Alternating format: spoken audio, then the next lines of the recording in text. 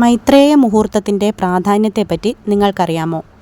ഈ മുഹൂർത്തത്തിൽ വായ്പയുടെ ഒരു ചെറിയ ഭാഗം പോലും അടച്ചു തീർത്താൽ ശേഷിക്കുന്ന കടബാധ്യതയും കാലക്രമേണ കുറയും എന്നാണ് പറയുന്നത്.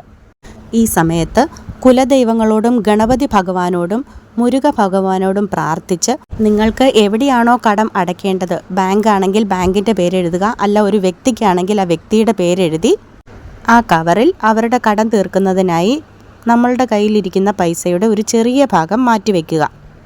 ഒരുപാട് പൈസയൊന്നും ഇല്ല എങ്കിലും 10 രൂപയാണെങ്കിലും 20 രൂപയാണെങ്കിലും കോയിൻ മാത്രമേ ഉള്ളൂ എങ്കിലും ആ പൈസ നമ്മൾ ഈ കവറിലിട്ട് മാറ്റിവെക്കണം. ഇങ്ങനെ ചെയ്താൽ യാതൊരു തടസ്സവും കൂടാതെ നിങ്ങൾക്ക് ആ ലോണിൻ്റെ ബാക്കി ഭാഗം അടയ്ക്കാനുള്ള ഒരു വഴി ഭഗവാൻ കാട്ടിത്തരും എന്നാണ് പറയുന്നത്. ഇനി മെയ് മാസത്തിലെ മൈത്രേയ മുഹൂർത്തങ്ങൾ ഏതൊക്കെയാണെന്ന് നോക്കാം. മെയ് 13-ാം തീയതിയും മെയ് 25-ാം തീയതിയുമാണ് മൈത്രേയ മുഹൂർത്തങ്ങൾ വരുന്നത്. അതുപോലെ തന്നെ മൈത്രേയ മുഹൂർത്തങ്ങളിൽ നമ്മളുടെ ആഗ്രഹങ്ങൾ എഴുതുകയാണെങ്കിൽ വളരെ പെട്ടെന്ന് ഈ ആഗ്രഹങ്ങൾ സാധിച്ചു കിട്ടുകയും ചെയ്യും. അതുകൊണ്ട് ഒരു വെള്ള പേപ്പറിൽ പച്ചമഷിയോ നീലമഷിയോ പേന ഉപയോഗിച്ച് നമ്മളുടെ ആഗ്രഹം എഴുതി ആ ആഗ്രഹം നമ്മളെപ്പോഴും കാണുന്ന, നമ്മളുടെ ശ്രദ്ധ എപ്പോഴും കിട്ടുന്ന ഒരു സ്ഥലത്ത് വയ്ക്കുക. നമുക്ക് എപ്പോഴും ഈ ആഗ്രഹം വായിക്കാനും പറ്റണം. നമ്മൾ ഒരുപാട് ആത്മാർത്ഥമായിട്ട് ഒരു കാര്യം ആഗ്രഹിക്കുകയാണെങ്കിൽ പ്രകൃതി അല്ലെങ്കിൽ നമ്മളുടെ പ്രപഞ്ചം ഈ ആഗ്രഹം സാധിച്ചു തരും എന്നാണ് പറയുന്നത്. ഈ എഴുതിയ ആഗ്രഹം നമ്മൾ എന്നും വായിക്കാൻ കൂടി ശ്രമിക്കണം.